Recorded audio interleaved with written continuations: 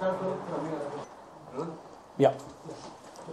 हरी जी, पहले तो ढेर सारी बधाई आपको 4 साल जाने के लिए। जी जी बहुत कुछ सुना है हमने इस फिल्म के बारे में, बहुत कुछ पढ़ा है, लेकिन हम चाहते हैं कि आप पहले कुछ बताएं फिल्म के बारे में। फिल्म कैसी होगी, क्या कुछ होगा, क्या कुछ आप दर्शकों को दिखाना चाहते हैं? देखिए, मैं ये फिल्म के बारे में ये कहना चाहूँगा कि कुछ साल पहले मैं कुछ इतिहास के पन्नों के साथ छेड़छाड़ कर रहा था और उस वक्त मुझे लगा कि इन 4 साहबजादों के ऊपर एक कहानी, ये कहानी पकड़कर एक फिल्म बनाई जाए तो एक बहुत ही इंटरेस्टिंग स्टोरी है ये, जो कि दुनिया तक पहुंचाई जा सकती है।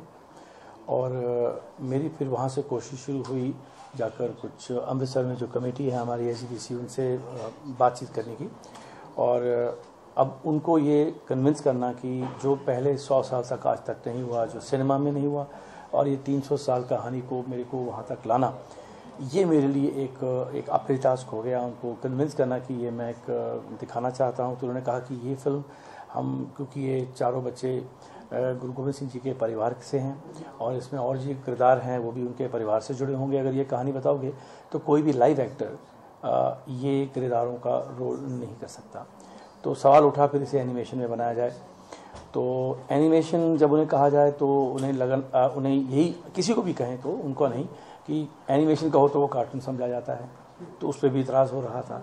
तो मैंने कहा नहीं जी, जब मैं एनिमेशन कह रहा हूँ तो आज एनिमेशन का जो दौर है वो बहुत आगे निकल चुका है और मैं ये बताना चाहता हूँ लोगों को कि ये फिल्म एक फोटो रियलिस्टिक एनिमेशन के जरिए बताई जा सकती है। ठीक है, तो जब उन्हें फिर ये फोटो रियलिस्टिक एलिमेंट का मतलब कि महत्व समझाया गया तो उन्हें अच्छा लगा और फिर एक सफ़र शुरू हुआ इस पिक्चर की रिसर्च का, ताकि दुनिया के सामने मैं वो कहानी ला सकूँ जो एक अनटोल्ड स्टोरी है, 4 सफ़ों में कुछ बुक स्टोर्स में या लाइब्रेरीज में पढ़ी हुई या हमारे स्कूल की किताबों में 4 पेजेस में बताई जाती थी जब हम स्कूल में पढ़ते थे। लेकिन अब ये एक पूरी 2 घंटे की फिल्म है और जब मैं लिखने बैठा था तो शायद मुझे भी 70% नहीं मालूम था कि ये कहानी में क्या है, इतना कुछ हुआ है जो कि मुझे भी नहीं मालूम था। तो ये सफ़र शुरू हुआ और इस फिल्म को फिर हमने बनाना शुरू किया। फोटो रियलिस्टिक से रहा है कि हमने सुना कि इस फिल्म में हाँ जी, हाँ जी, हाँ जी, हमने सुना है कि इस फिल्म में कुछ पहली बार ऐसे कुछ यूज़ हुए जो कि बॉलीवुड इंडस्ट्री में पहली बार कुछ ऐसा फोटो रियलिस्टिक कुछ ऐसा यूज़ हुआ पहली बार। जी, ऐसा है कि फोटो रियलिस्टिक का मतलब ये हो गया कि जब आप ये फिल्म देखेंगे कुछ ही 10-12 मिनट के बाद जब आप ये फिल्म को ऑब्जॉर्व करना शुरू करेंगे, शायद आप भूल जाएंगे आप एक एनिमेशन फिल्म देख रहे हैं। आप उन कैरेक्टर्स को जीवित समझेंगे और आपका उनके साथ एक जोड़ हो जाएगा।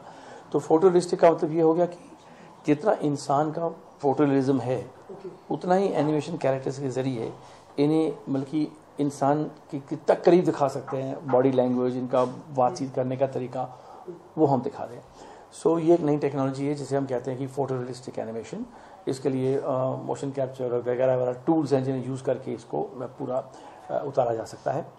तो उस टेक्निक को लेकर हमने ये फिल्म बनाई ताकि जितना हम एक रियल एक ह्यूमन बीइंग के नज़दीक जा सकें उतना ही इस मतलब कि कैरेक्टर्स को आप पे उसका प्रभाव पड़ेगा कि ये ऑलमोस्ट रियल है, ये एक्टर है, कोई एक एनिमेटेड कैरेक्टर नहीं है, ये फीलिंग लाने के लिए। आपने बात की गुरु गोविंद सिंह जी जी जी जी, तो इससे रिलेटेड यहाँ पर दिखाया गया हमें इसमें कुछ प्रॉब्लम भी हुई है सिख समुदाय में कि फिल्म को लेकर एनिमेटेड फिल्म है और आप उनके गुरु गोविंद के कल्चर को आप यहाँ पर एनिमेटेड में दिखा रहे हैं, ऐसा कुछ प्रॉब्लम नहीं है? आपने सुना है, मैंने तो नहीं सुना, क्योंकि मैंने ऐसा इस फिल्म के साथ कोई पार्ट नहीं प्ले किया है जब तक कि मैंने SGPC के साथ सहमति के साथ एक कदम भी आगे नहीं बढ़ा हूँ। क्योंकि मेरे को एक फिल्म बनानी है, एक कहानी बतानी है और मुझे किसी को हर्ट नहीं करना है, किसी को डिस्टर्ब नहीं करना है। क्योंकि कहानी में इतना कुछ है, एक एंटरटेनमेंट वैल्यू के हिसाब से, इमोशन से, थ्रिल से, एक प्रभावित से, एक मतलब कि हर एस्पेक्ट से उसमें इतना कुछ है। तो मुझे नहीं लगता कि मुझे किसी भी और चीज़ की ज़रूरत थी। तो मैं बिल्कुल कदम से कदम चलाकर SGPC के सदस्यों के साथ चला इस फिल्म को लेकर, हर पहलू को परोलते हुए, बिखारते हुए, समझाते हुए, उसको संभालते हुए चला हूँ। मुझे कोई प्रॉब्लम नहीं आई। हाँ, इस फिल्म में श्री गुरु गोविंद सिंह जी को दिखाया गया है, लेकिन उसकी इजाज़त सिर्फ तस्वीर रूप में दिखाने की है, ना कि उन्हें हम एनिमेट कर सकते हैं। और इस चीज़ को बहुत ध्यान से उन्हें सिर्फ तस्वीर रूप में ही दिखाया गया है और किसी अदर एनिमेशन नहीं किया गया है। ये ज़रूर है और उसमें कोई इतराज़ नहीं है, क्योंकि तस्वीर तो उनकी हम अपने घर में भी देखते हैं, हर जगह संस्था में, म्यूजियम में देखते हैं, ऐसे ही उनको एक तस्वीर स्टिल फॉर्म में दिखाया गया। उनके बारे में कुछ बताइए कि उनका क्या कुछ किरदार होगा इस फिल्म में, क्या कुछ वो कैसे दिखाएगा, हम उनसे बात करेंगे। वो इस फिल्म के क्रिएटिव प्रोड्यूसर हैं। हाँ, इस फिल्म में उनका कोई रोल नहीं है। वो जैसे मेरा रोल इस फिल्म में एक डायरेक्टर का रोल है, ऐसे उनका क्रिएटिव प्रोड्यूसर का रोल है। देखिए, हर इंसान चाहेगा कि वो एक लेगेसी छोड़ के जाए, कि मैं अपने बच्चों को वो कहानी बताऊं जो मुझे मेरे माता पिता से मिली है। तो जब ये मेरे जहन में आया, जब मैं ऐसी एक कहानी बनाऊं जो कि हर पेरेंट्स, जो कि मुझे भी, जैसे मैंने कहा कि मुझे सिर्फ 30% मालूम था इस कहानी के बारे में, 70% तो मुझे रिसर्च से पता चला कि ये भी हुआ था। ऐसे ही मुझे भी अपने बच्चों को ये बता के जाना है, तो उनको इसमें इन्वॉल्व किया टोटली। ये कहानी मैं आप लोगों की इन्फॉर्मेशन बना रहा हूँ, जिस तरह की हर पिता अपने बच्चों को ये फिल्म दिखाकर ये कहानी आगे बताएगा कि मुझे भी इतना नहीं मालूम था, ये फिल्म देखिए आपको कहानी पता चलेगी, तो एटलीस्ट एक चीज़ जो अनटोल्ड स्टोरी है वो लोगों के सामने आएगी। तो बिल्कुल इसी तरीक़ा से वो ऐसे क्रिएटिव प्रोड्यूसर साथ जुड़े, और इस फिल्म में ना कि बहुत लोगों की ज़रूरत है, एनिमेशन फिल्म का बिखार बहुत ज़्यादा है, और इसके लिए जितने टेक्नीशियंस मतलब जितने ज़्यादा उतने कम है। अगर एनिमेशन की बात करें तो इंडिया में जो एनिमेशन का जो कंसेप्ट है कहीं ना कहीं लूज पड़ जाता है। जी जी। तो आपके हिसाब से ऐसे प्रॉब्लम क्यों आते हैं, और ये जो फिल्म है चार साहिबजादे, ये कितनी अलग होगी? आपके इकट्ठे से 2 सवाल है, मैं एक एक करके उनका जवाब देता हूँ। चाहे कोई भी फिल्म हो, 16mm हो, ब्लैक एंड वाइट हो, कलर हो, स्पेशल इफेक्ट हो, एनिमेशन हो, कोई भी फॉर्मेट हो, अगर कहानी अच्छी है आपको फिल्म अच्छी लगेगी। अगर कहानी अच्छे से नहीं बताई हुई तो आपको फिल्म नहीं अच्छी लगेगी। तो पहला सवाल तो यह है कि कोई भी कहानी अगर अच्छे से बताई जाए, एक खारा फिल्म, मुझे याद है जब मैं स्टूडेंट था फिल्म मेकिंग का, जब यहाँ मैं फिल्में बनाना सीख रहा था, साउथ इंडिया की जीतू साहब की बहुत फिल्में आती थी, तो जो नागरा का माइक होता है वो फ्रेम के अंदर होता है, पिक्चर सुपर हिट होती, सिल्वर जुबली होती थी। आज के ज़माने में आप वो क्रिटिक्स उसको तोड़ फोड़ देंगे, कहानी अच्छी थी, लोगों ने देखा नहीं, वहाँ पे कुछ और भी पड़ा हुआ है, विषय को और कुछ बूम पड़े हुए हैं, या माइक दिख रहे हैं, कुछ दिख रहे हैं, film is good, story is good, it's well received. So पहला सवाल तो ये। दूसरा, ये एनिमेशन है तो लोगों को कैसे रिसीव होगी?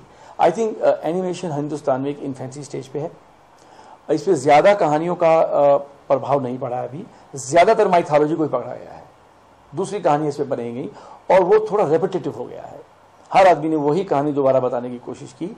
मैं समझता हूँ कि मुझे एक कहानी आप जब 1 बार 2 बार 3 बार 4 बार बताओगे, मैं शायद तीसरी चौथी बार मैं उसकी तरफ ध्यान नहीं दूंगा, और मैं शायद सुनूंगा ही नहीं, और सुननी पड़ी भी तो मैं ज़्यादा एंजॉय नहीं करूंगा। तो आई थिंक वो माइथोलॉजी को लेके बहुत रेपिटेशन हो गई। That is one big factor why animation did grow from that point. ये भी माइथोलॉजी है, ये मैं नहीं कहूँगा कि नहीं है, ये हिस्ट्री है अगर इसे माइथोलॉजी कहना चाहें, लेकिन ये अनटोल्ड है, इसकी कहानी कभी किसी ने पहले बताई नहीं। ये 100 साल इंडियन हिस्ट्री सिनेमा हिस्ट्री है, 300 साल की ये नॉर्दर्न इंडिया की सिख हिस्ट्री है, ऐसी कहानी भी आज तक फिल्म नहीं बनी। क्या हम इसे बायोपिक भी कह सकते हैं अगर आप उस परस्पेक्टिव से देखें तो? बिल्कुल कह सकते हैं अगर आप कहना चाहें, लेकिन जैसे मैं कहूँगा ये एक 300 साल पुरानी सच्ची कहानी है जो मैं पर्दे पर लेके आने की कोशिश कर रहा हूँ। एक एरा बेस्ड फिल्म है, तो आज का युग बदल चुका है, कमर्शियल सिनेमा का जमाना चल रहा है, तो आप किस ऑडियंस को टारगेट कर रहे हैं, किस तरह के ऑडियंस को टारगेट कर रहे हैं? युवा जितना भी बदल चुका है, लेकिन सुबह घर से निकलने के टाइम भगवान को जरूर याद करता है, और ये भगवान से जुड़ी हुई चीज़ है, सुबह की प्रार्थना में इनका नाम लिया जाता है। तो कभी भी कितना भी मॉडर्न हो जाइए, कितना भी कोई अल्ट्रा मॉडर्न कैरेक्टर होगा, वो भगवान से दूर नहीं होगा। तो ये तो उस चीज़ से जुड़ी हुई है जो आपकी एक अंदर से एक प्रार्थना के तौर पे आपके साथ ये चीज़ जुड़ी हुई है। इस कहानी का ताल्लुक उसके साथ है। तो your conscious and your soul is connected to this story. So आप कितने भी प्रभावित हो मॉडर्न कल्चर से, आप अपनी सोल, अपनी कॉन्शियस से दूर तो नहीं हो सकते, अपने रिलीजन से दूर नहीं हो सकते। So I think that connection is very strong for this film. Thank you.